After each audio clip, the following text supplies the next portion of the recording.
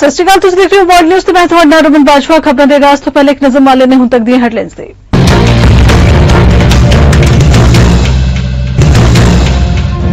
America ਵਿੱਚ ਛੋਟਾ ਜਹਾਜ਼ ਹੋਇਆ ਹਾਦਸਾਗ੍ਰਸਤ, 4 ਲੋਕਾਂ ਦੀ ਮੌਤ। ਜਹਾਜ਼ ਦੇ ਕ੍ਰੈਸ਼ ਹੋਣ ਤੋਂ ਬਾਅਦ ਜੰਗਲੀ ਖੇਤਰ ਵਿੱਚ ਉੱਠੀਆਂ ਅੱਗ ਦੀਆਂ ਲਪਟਾਂ। ਹਾਦਸੇ ਦੇ ਕਾਰਨਾਂ ਦੀ ਕੀਤੀ ਜਾ ਰਹੀ ਹੈ ਜਾਂਚ। ਮਿਸਰ ਵਿੱਚ ਵਾਪਰਿਆ ਸੜਕ ਹਾਦਸਾ, ਹਾਦਸੇ ਵਿੱਚ 22 ਲੋਕਾਂ ਦੀ ਮੌਤ, 33 ਜ਼ਖਮੀ। ਬ੍ਰਿਟੇਨ ਵਿੱਚ ਗਰਮੀ ਨੇ ਤੋੜੇ ਸਾਰੇ ਰਿਕਾਰਡ। ਸੋਮਵਾਰ ਦਾ ਦਿਨ ਇਤਿਹਾਸ ਦਾ ਰਿਹਾ ਸਭ ਤੋਂ ਗਰਮ ਦਿਨ। ਹੀਟ ਵੇਵ ਦੀ ਚੇਤਾਵਨੀ।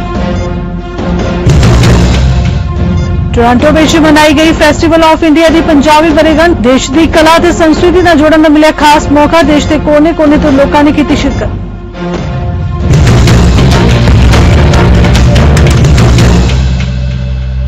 ਅਮਰੀਕਾ ਦੇ ਕੋਲੋਰਾਡੋ ਦੇ ਬੋਲਡਰ ਵਿੱਚ ਇੱਕ ਜਹਾਜ਼ ਹਾਦਸਾਗ੍ਰਸਤ ਹੋਣ ਕਾਰਨ 4 ਲੋਕਾਂ ਦੀ ਮੌਤ ਹੋ ਗਈ। ਫੈਡਰਲ ਐਵੀਏਸ਼ਨ ਐਡਮਿਨਿਸਟ੍ਰੇਸ਼ਨ ਨੇ ਜਾਣਕਾਰੀ ਦਿੱਤੀ ਹੈ। ਰਿਪੋਰਟ ਦੇ ਮੁਤਾਬਿਕ ਜਹਾਜ਼ ਦੇ ਕ੍ਰੈਸ਼ ਹੋਣ ਤੋਂ ਬਾਅਦ ਜੰਗਲੀ ਖੇਤਰ ਵਿੱਚ ਅੱਗ ਦੀਆਂ ਲਪਟਾਂ ਲੱਗ ਗਈਆਂ, ਜਿਸ ਤੇ ਜਲਦ ਹੀ ਕਾਬੂ ਪਾ ਲਿਆ ਗਿਆ। ਹਾਦਸੇ ਦੇ ਕਾਰਨਾਂ ਦਾ ਅਜੇ ਤੱਕ ਪਤਾ ਨਹੀਂ ਲੱਗ ਪਾਇਆ।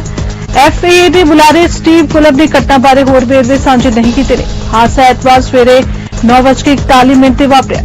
ਬੋਲਡਰ ਕਾਉਂਟੀ ਸ਼ੈਰਿਫ ਦੇ ਦਫ਼ਤਰ ਦੇ ਬੁਲਾਰੇ ਕੈਰੀ ਹੈਫਲਿਪ ਨੇ ਕਿਹਾ ਕਿ 2 ਇੰਜਨ ਵਾਲੇ ਜਹਾਜ਼ T337G ਵਿੱਚ 3 ਯਾਤਰੀ ਅਤੇ 1 ਪਾਇਲਟ ਸਵਾਰ ਸੀ।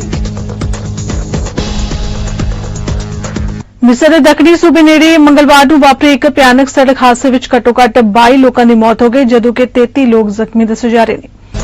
ਪ੍ਰਸ਼ਾਸਨ ਵੱਲੋਂ ਜਾਰੀ ਇੱਕ ਬਿਆਨ ਮੁਤਾਬਿਕ ਹਾਦਸਾ ਮੰਗਲਵਾਰ ਸਵੇਰੇ ਉਦੋਂ ਵਾਪਰਿਆ ਜਦੋਂ ਇੱਕ ਯਾਤਰੀ ਬੱਸ ਰਾਜਧਾਨੀ ਕਾਹਿਰਾ ਨੂੰ ਦੇਸ਼ ਦੇ ਦੱਖਣੀ ਹਿੱਸੇ ਨਾਲ ਜੋੜਨ ਵਾਲੇ ਹਾਈਵੇ ਤੇ ਖੜੇ ਟਰੱਕ ਨਾਲ ਜਾ ਟਕਰਾਈ। ਬਿਆਨ ਮੁਤਾਬਿਕ ਟਰੱਕ ਡਰਾਈਵਰ ਕਾਹਿਰਾ ਤੋਂ 220 ਕਿਲੋਮੀਟਰ ਦੀ ਦੂਰੀ ਤੇ ਸਥਿਤ ਮਲਾਵੀ ਸ਼ਹਿਰ ਵਿੱਚ ਸੜਕ ਕਿਨਾਰੇ ਆਪਣੇ ਵਾਹਨ ਦੇ ਟਾਇਰ ਬਦਲ ਰਿਹਾ ਸੀ। ਉਦੋਂ ਯਾਤਰੀ ਬੱਸ ਉਸ ਨਾਲ ਟਕਰਾ ਗਈ। ਅਧਿਕਾਰੀ ਨੇ ਦੱਸਿਆ ਕਿ ਹਾਦਸੇ ਦੇ ਬਾਅਦ ਜ਼ਖਮੀਆਂ ਨੂੰ ਤੁਰੰਤ ਹਸਪਤਾਲ ਲਿਜਾਇਆ ਗਿਆ ਤੇ ਕਈ ਐਂਬੂਲੈਂਸਾਂ ਨੂੰ ਘਟਨਾ ਸਥਾਨ ਤੇ ਰਵਾਨਾ ਕੀਤਾ ਗਿਆ। ਹੀਟ ਵੇਵ ਕਾਰਨ ਮੱਧ ਸਪੇਨ ਵਿੱਚ 43 ਡਿਗਰੀ ਸੈਲਸੀਅਸ ਤਾਪਮਾਨ ਦਰਜ ਕੀਤਾ ਗਿਆ। ਇਸ ਕਾਰਨ ਇੰਗਲੈਂਡ ਅਤੇ ਵੇਲਸ ਵਿੱਚ ਵੀ ਤਾਪਮਾਨ 35 ਡਿਗਰੀ ਸੈਲਸੀਅਸ ਤੱਕ ਪਹੁੰਚ ਗਿਆ।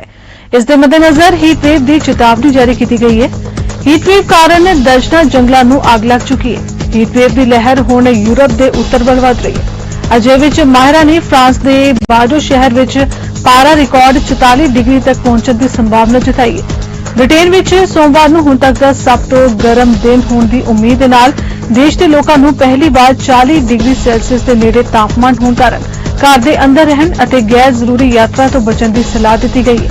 ਬ੍ਰਿਟੇਨ ਦੀ ਹੈਲਥ ਪ੍ਰੋਡਕਸ਼ਨ ਏਜੰਸੀ ਨੇ ਰਾਸ਼ਟਰੀ ਐਮਰਜੈਂਸੀ ਘੋਸ਼ਿਤ ਕੀਤੀ ਹੈ ਅਤੇ ਮੌਸਮ ਵਿਗਿਆਨ ਦਫ਼ਤਰ ਨੇ ਬਹੁਤ ਜ਼ਿਆਦਾ ਗਰਮੀ ਦਾ ਪਹਿਲਾ ਰੈੱਡ ਅਲਰਟ ਜਾਰੀ ਕੀਤਾ ਹੈ। ਇਹ ਚੇਤਾਵਨੀ ਅਤਿ ਗਰਮੀ ਤੋਂ ਜੀਵਨ ਲਈ ਖਤਰੇ ਦੀ ਚੇਤਾਵਨੀ ਹੈ। ਬੁੱਧਵਾਰ ਨੂੰ ਕੁਝ ਮੀਂਹ ਪੈਣ ਦੀ ਭਵਿੱਖਬਾਣੀ ਤੋਂ ਪਹਿਲਾਂ ਮੰਗਲਵਾਰ ਨੂੰ ਗਰਮੀ ਦੀ ਲਹਿਰ ਆਪਣੇ ਸਿਖਰ ਤੇ ਪਹੁੰਚਣ ਦੀ ਉਮੀਦ ਹੈ। ਅਮਰੀਕਾ ਦੇ ਚੋਟੀ ਦੇ ਸਿਹਤ ਅਧਿਕਾਰੀ ਡਾਕਟਰ ਐਂਥਨੀ ਫੌਸੀ ਨੇ ਕਿਹਾ ਕਿ ਮੰਕੀਪੌਕਸ ਦੇ ਪਕਾਉਣ ਨੂੰ ਰੋਕਣ ਲਈ ਹੋਰ ਸਖਤੀ ਵਰਤਣ ਦੀ ਲੋੜ ਹੈ। ਇੱਕ ਰਿਪੋਰਟ ਮੁਤਾਬਿਕ national institute of allergy and infections disease ਦੇ ਡਾਇਰੈਕਟਰ ਅਤੇ ਪ੍ਰਧਾਨ ਜੋ ਬਾਈਡਨ ਦੇ ਮੁੱਖ ਡਾਕਟਰੀ ਸਲਾਹਕਾਰ ਡਾਕਟਰ ਫੌਸੀ ਦਾ ਹਵਾਲਾ ਦਿੰਦੇ ਹੋਏ ਉਨ੍ਹਾਂ ਕਿਹਾ ਕਿ ਮੰਕੀਪੌਕਸ ਵਾਇਰਸ ਨੂੰ ਗੰਭੀਰਤਾ ਨਾਲ ਲੈਣ ਦੀ ਲੋੜ ਹੈ, ਕਿਉਂਕਿ ਅਸੀਂ ਅਜੇ ਇਸ ਦੀ ਹੱਦ ਬਾਰੇ ਜ਼ਿਆਦਾ ਨਹੀਂ ਜਾਣਦੇ। ਇਸ ਲਈ ਸੁਚੇਤ ਰਹਿਣਾ ਬੇहद ਜ਼ਰੂਰੀ ਹੈ।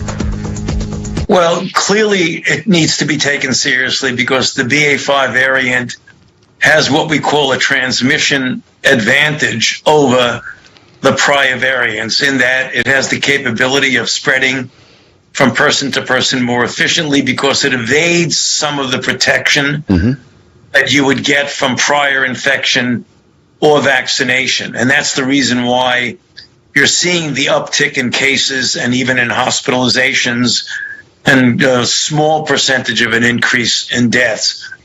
The good news about this, or I wouldn't say good news, but the somewhat comforting news about this is that vaccinations, and particularly vaccinations with boosters, does continue to protect quite well against severe disease caused by all of the subvariants, including the BA5. So if a person is vaccinated and fully boosted with their boosters up to date, Yeah. the protection against infection because of the high transmissibility is not optimal, but what is pretty good and holds strong is protection against severe disease. So it's something we take seriously, but we do have tools to counter it. Well, it depends on what you mean, Joe, by back into the office. I mean, I am right now in my office at the National Institutes of Health. I'm alone now in this room, but when we have people who are coming in and out, who are here on business, we're wearing masks. Because if you're in a zone of a county or a city or a state where the level of infection and the dynamics of the infection is high, that when you are in an indoor setting, it is advisable and recommended that you wear masks. So people should not confuse coming back to work with wearing a mask or not. Okay. You could come back to work and still wear a mask and do your duties and jobs just the way we do around here. I'm only without a mask now only because you don't see one size fits all. It really depends on the circumstances of, first, the location and the dynamics of the outbreak where you are. And there are a large country, and if you look at the map, there's different colors. There's green, there's yellow, there's orange. So that has to be a consideration. So also, I think the prerogative of people who are the owners or the people who are in control of certain enterprises have the prerogative to make a choice as to what their requirements would be. And there are some that are going to say masking is required, but that is a local decision that often gets confused with a national or federal decision. It's not. It's a local decision. And what we do is that we recommend that the people who are responsible take a look at the guidelines from the CDC and follow to the best of their ability those guidelines. Well, of course, and I think that depends on when your last shot was. So if you are a person who is fully vaccinated, quote, with 2 mRNA vaccines, and you have not gotten your booster shot, you should definitely get your 3rd booster shot. If you are 50 years of age or older, you should get your 4th booster shot. And the FDA right now is under active consideration about whether people younger than 50 years old should get their 4th booster shot. So I believe that if you're 8-9 months from your last shot, you should not wait until the fall to get your booster shot. Got it. You could get a booster shot now, and then 2-3 months later in the fall, if an upgraded or an updated booster becomes available, get another one that's more specific to the circulating variant, then you could get that also. Well, boosters are free. I mean, you don't pay for a boost. So, I mean, I think there's this confusion. The United States of America has spent billions of dollars not only helping to produce, but purchasing the vaccines from these companies. So people should go get their vaccine. I'm very concerned about that. And that's the reason why you hear all of us, myself included, out there saying we really do need additional funding. First of all, Congress has been very generous with us in the past. So we don't want to give the impression that we're not grateful for the support we've had. But if we want to continue the effort at a more than adequate, but at an optimal level. ਤੇ ਰੁਕ ਲੈਣੇ Canada ਜਗਤ ਦੀਆਂ ਕੁਝ ਖਾਸ ਖਬਰਾਂ ਵੱਲ। Toronto ਸ਼ਹਿਰ ਵਿੱਚ ਇਸ ਸਾਲ ਫੈਸਟੀਵਲ ਆਫ ਇੰਡੀਆ ਦੀ 50ਵੀਂ ਵਰ੍ਹੇਗੰਢ ਮਨਾਈ ਗਈ। ਰਥ ਯਾਤਰਾ ਦੇ ਨਾਮ ਨਾਲ ਵੀ ਜਾਣੇ ਜਾਂਦੇ ਇਸ ਵਿਸ਼ਾਲ ਸਮਾਰੋਹ ਵਿੱਚ ਦੇਸ਼ ਦੇ ਕੋਨੇ-ਕੋਨੇ ਤੋਂ ਲੋਕਾਂ ਨੇ ਸ਼ਿਰਕਤ ਕੀਤੀ। ਭਾਈਚਾਰੇ ਵੱਲੋਂ ਆਪਣੀ ਆਉਣ ਵਾਲੀਆਂ ਪੀੜ੍ਹੀਆਂ ਨੂੰ ਦੇਸ਼ ਦੀ ਕਲਾ ਅਤੇ ਸੰਸਕ੍ਰਿਤੀ ਨਾਲ ਜੋੜਨ ਦਾ ਇੱਕ ਖਾਸ ਮੌਕਾ ਸੀ। ये मेरा पहला यात्रा है और मैं बहुत एक्साइटेड हूँ। हम थोड़ा लेट चल रहे हैं, हम थोड़ा पीछे चल रहे हैं, हम कवर अप करने की कोशिश कर रहे हैं। सुपर एक्साइटेड इस दिन के लिए। हम 2 महीने से आई थिंक या पूरे साल से इंतज़ार कर रहे थे।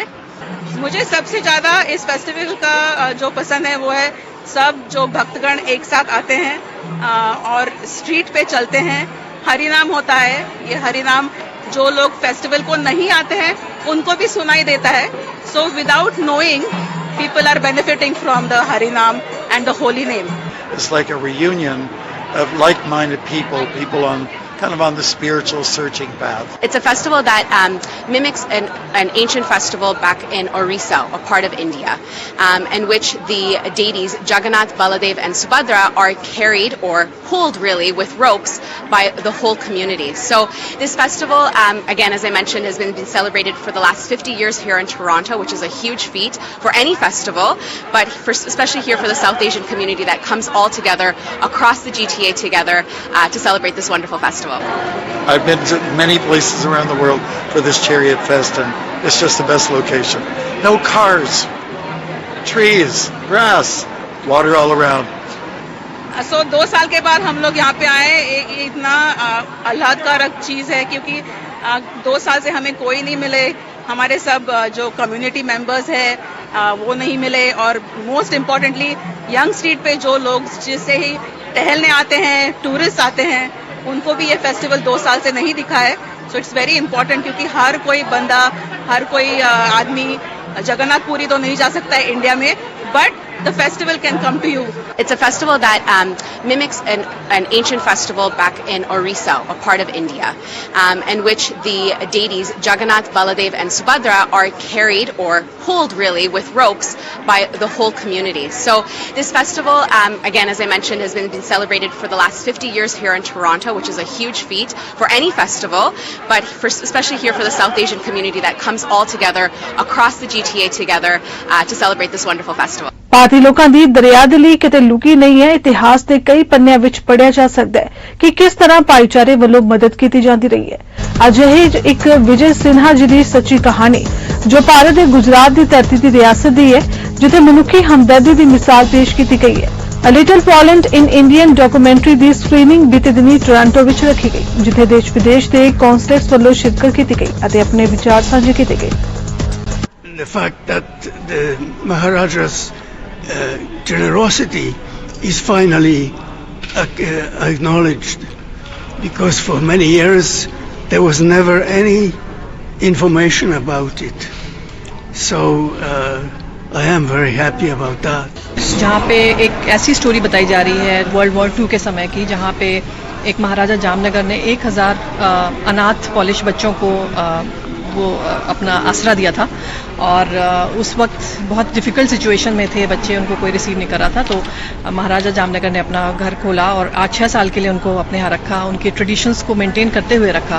तो आज उनकी लाइफ पे हम एक डॉक्यूमेंट्री दिखा रहे हैं, और बहुत ही मुझे खुशी हो रही है कि एक जो सर्वाइवर उस कैंप में थे वो भी आज हमारे बीच मौजूद हैं, और एक और जो उनके ब्रदर जो इस कैंप में रहते थे वो भी अब हमारे साथ आए हुए हैं। तो मैं बहुत एक्साइटेड हूँ इस इवेंट के लिए। My brother was in India for 5 years in Maharaja's resort, and they went to school there from 1942 to 1947. Today there are many refugees with no place to go, and we were exactly in the same boat when we came out of Siberia. We had no place to go and nobody wanted us, and this Maharaja very generously built an orphanage for 1,000 children, and I was one of the lucky ones. Is that the diversity of the people of India, and how throughout history Jews were not faced with systemic anti-Semitism there of any kind. Israel and India have Jeheri Dusti, pardon my Hindi, a deep friendship. For me, the movie Little Poland in India has a special meaning, especially now, when thousands of civilians in Ukraine are dying in front of our eyes, and millions of mothers and children are fleeing Russian aggression. Today, Poland became a safe haven for more than 3 million of Ukrainians. Good Maharaja, who 80 years ago lent a helpful hand to Polish children, will always be an inspiration for us and for next generations. Indian origin का हो, अभी Canadian हो, लेकिन जो महाराजा of Jamnagar ने जो किया है वो सच पूरा वर्ल्ड को जानना चाहिए, पूरी दुनिया को जानना चाहिए, क्योंकि जब उसने बच्चों को, औरतों को रेस्क्यू किया और बहुत से कंट्री ने ये बोट को बंदी लगाया, नहीं आने को दिया, लेकिन महाराजा बोला कि मैं मेरे पैसे से उनको लूंगा, उनको स्कूलिंग करूंगा, उनको सबको देखभाल करूंगा। इसलिए महाराजा पोलैंड में उनका बहुत रिस्पेक्ट है। ऐसे फेस्टिवल होने ज़रूरी है क्योंकि ये एक अवेयरनेस है इंडियन कल्चर हेरिटेज की दूसरी कम्युनिटीज़ को जो शायद हमारे बारे में नहीं जानती, इनको इस फेस्टिवल, इस मूवी जो मर्जर बिटवीन द कम्युनिटीज़ के तरह से दिखाया जाता है, उसमें उन्हें थोड़ा सा इंडियन कल्चर हेरिटेज के बारे में पता चलता है और इससे कम्युनिटीज़ में ब्रिज बनता है and communities come together. Muslim Jamaat the Canada ਵਿੱਚ ਸਭ ਤੋਂ ਵੱਡਾ ਤੇ ਸਭ ਤੋਂ ਲੰਮਾ ਸਮਾਂ ਚੱਲਣ ਵਾਲਾ ਸਾਲਾਨਾ ਜਲਸਾ ਸ਼ੁਰੂ ਹੋ ਗਿਆ ਹੈ ਜੋ ontario ਦੇ ਸ਼ਹਿਰ ਬ੍ਰੈਡਫੋਰਡ ਵਿੱਚ 17 ਜੁਲਾਈ ਤੱਕ ਚੱਲਿਆ। ਪ੍ਰਬੰਧਕਾਂ ਨੂੰ ਇਸ ਜਲਸੇ ਵਿੱਚ ਕੈਨੇਡਾ ਅਤੇ ਦੁਨੀਆ ਭਰ ਤੋਂ ਹਜ਼ਾਰਾਂ ਦੀ ਗਿਣਤੀ ਵਿੱਚ ਲੋਕਾਂ ਦੇ ਸ਼ਾਮਿਲ ਹੋਣ ਦੀ ਉਮੀਦ ਹੈ। ਇਸ ਟਾਈਮ ਨਾ ਦੁਨੀਆ ਬੜੇ ਮੁਸ਼ਕਿਲ ਹਾਲਾਤ ਤੋਂ ਗੁਜ਼ਰ ਰਹੀ ਹੈ। ਜਿਹੜੇ ਸਾਡੇ ਇਸ ਟਾਈਮ ਗੁਰੂ ਨੇ, ਪੰਜਵੇਂ ਗੁਰੂ ਨੇ ਸਾਡੇ, ਉਹ ਇਸ ਟਾਈਮ ਇੰਗਲੈਂਡ ਵਿੱਚ ਨੇ ਔਰ ਉਹ ਦੁਨੀਆ ਨੂੰ ਇਹੀ ਦੱਸ ਰਹੇ ਨੇ कि अगर दुनिया के हालात को बेहतर करना है तो एक खुदा वाल आना पेगा और आपस में भाईचारा, मुहब्बत और प्यार नाल एक दूजे को बुलाना पेगा। ये जड़ा है अहमदिया मुस्लिम जमात का सालाना जलसा है जड़ा 120 साल पहले छोटे जे पंजाब के शहर कादियां शुरू होया सी एंड और हज़रत मसीह मौद अलैहिस्सलाम ने शुरू किया सी। हुण सारे मुल्कों में फैल गया है और इस टाइम पहली दफ़ा 2 साल बाद नवी ज़मीन है साड़ी जिथे जलसा हो रहा है और बेसिकली सालाना जलसा है जमात अहमदिया कैनेडा का जिहड़ा इत्थे हो रहा। However, what is very distinct this year is after a long and drawn out COVID break, members of the community have traveled here from across Canada and indeed around from different countries around the world to be part of this very special convention.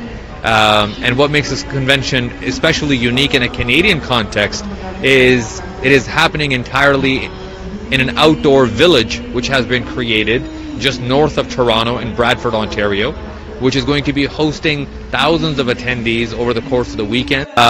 Today, one of the largest attended Jalsa Salana is in the United Kingdom in a tent city environment. So in fact, this is not something new for the community, rather us going back to our original roots of how this convention started.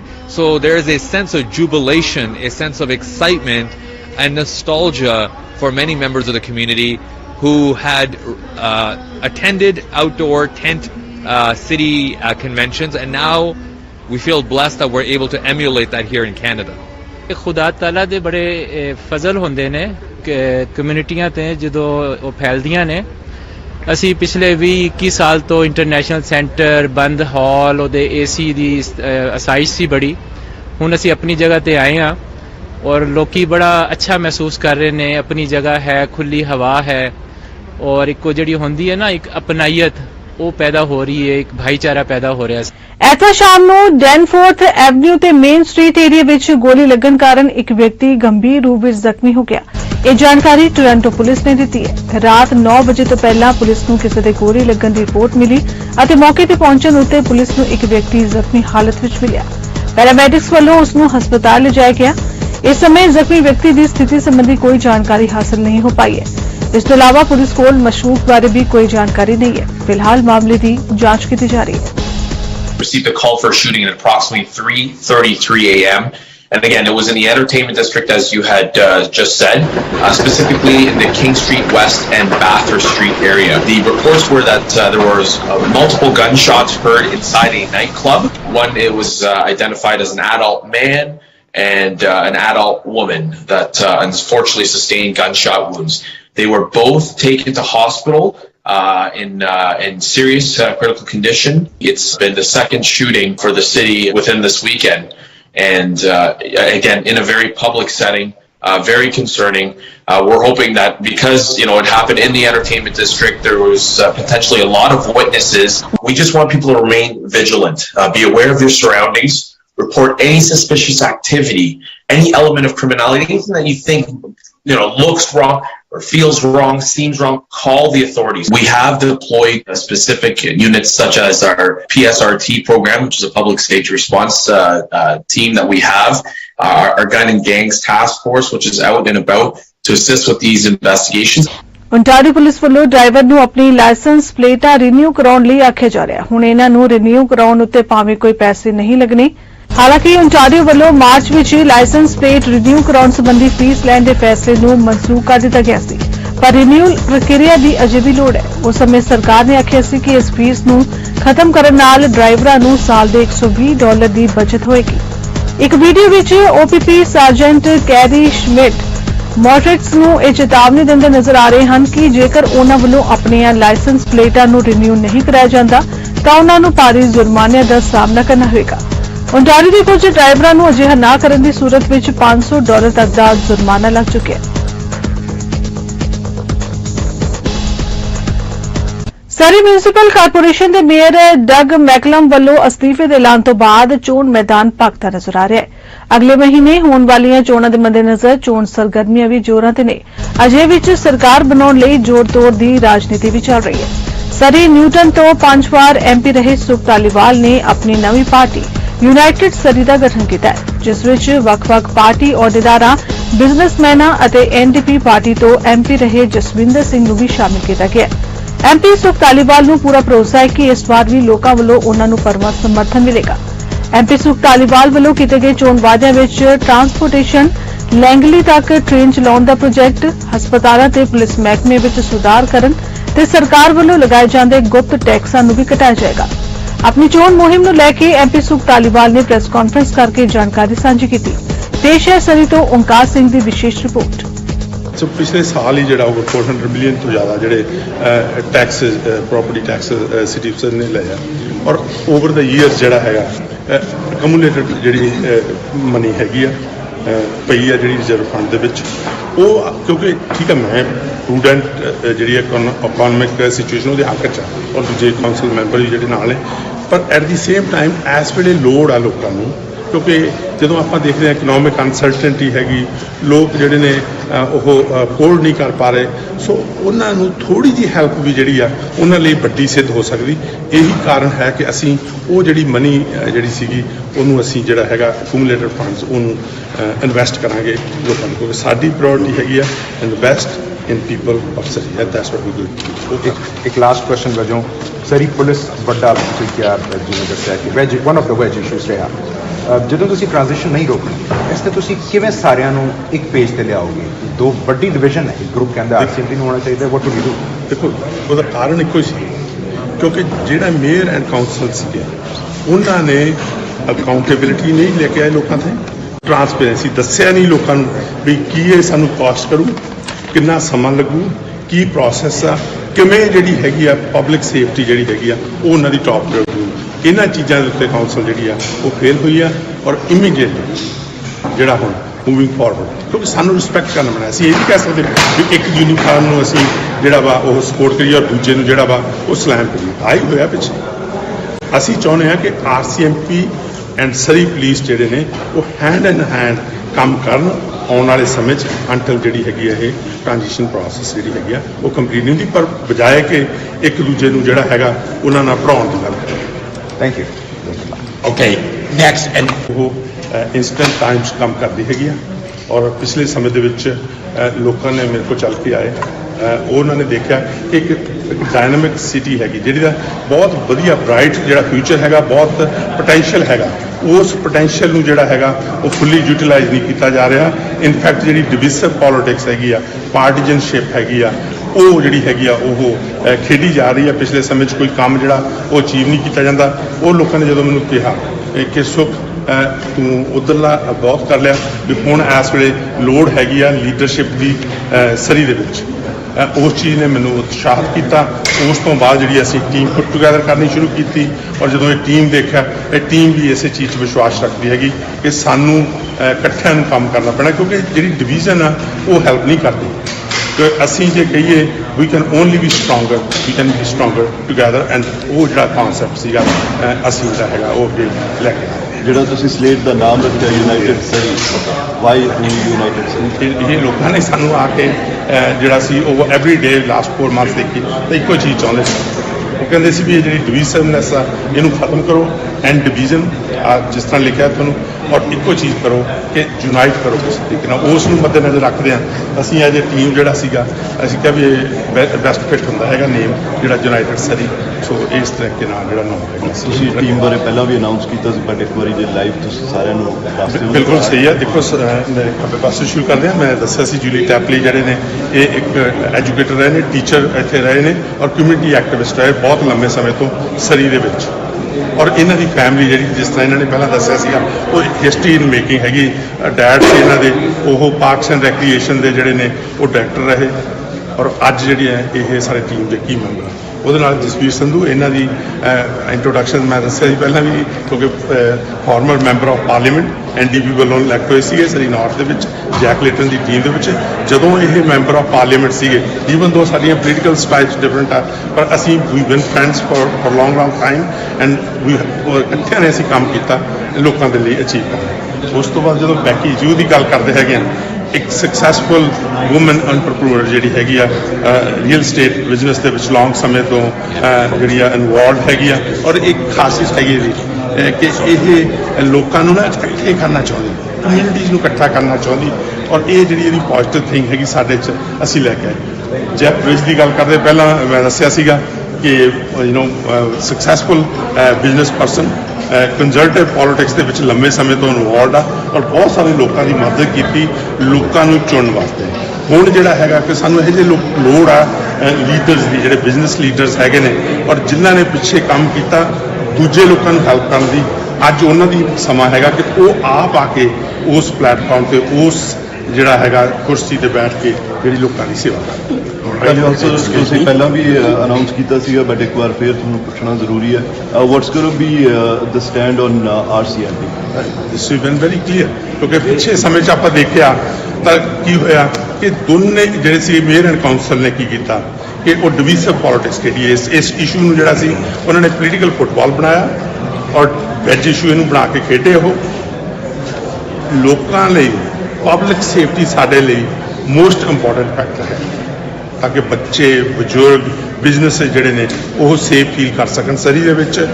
ਉਸ ਨੂੰ ਮੱਦੇਨਜ਼ਰ ਰੱਖਦੇ ਹਾਂ we can make sure that RCMP and Surrey police work hand in hand until ਜਦੋਂ ਤੱਕ ਜਿਹੜੀ transition ਹੈਗੀ ਆ ਉਹ ਕੰਪਲੀਟ ਨਹੀਂ ਹੁੰਦੀ। ਔਰ ਨਾਲ ਹੀ ਕਿਉਂਕਿ ਜਦੋਂ ਤੁਸੀਂ ਪੁਰਾਣੀ ਕਾਉਂਸਲ ਤੇ ਮੇਅਰ ਨੂੰ ਦੇਖਦੇ ਆ ਉਹਨਾਂ ਨੇ ਕੋਈ ਓਪਨਨੈਸ ਨਹੀਂ ਦਿੱਤੀ, ਕੋਈ ਟਰਾਂਸਪੇਰੈਂਸੀ ਨਹੀਂ, ਲੋਕਾਂ ਨੂੰ ਦੱਸਿਆ ਨਹੀਂ ਵੀ ਕਿੰਨੀ ਕਾਸਟ ਹੋਣੀ, ਕਿੰਨਾ ਸਮਾਂ ਲੱਗਣਾ। ਲੋਕ ਇਹ ਸੁਣਨਾ ਚਾਹੁੰਦੇ ਸੀ, ਇਹ ਦੇਖਣਾ ਚਾਹੁੰਦੇ ਸੀ ਔਰ ਅਸੀਂ ਮੇਕ ਸ਼ੋਰ ਕਰਾਂਗੇ ਕਿ ਲੋਕਾਂ ਨੂੰ ਅਸੀਂ ਦੱਸਾਂਗੇ ਕਿ ਓਪਨਨੈਸ ਜਿਹੜੀ ਹੈ ਟ੍ਰਾਂਜੀਸ਼ਨ ਦੀ ਉਹ ਲੋਕਾਂ ਤਾਈਂ ਜਿਹੜੀ ਆ ਉਹ ਲੈ ਕੇ ਆਵਾਂਗੇ।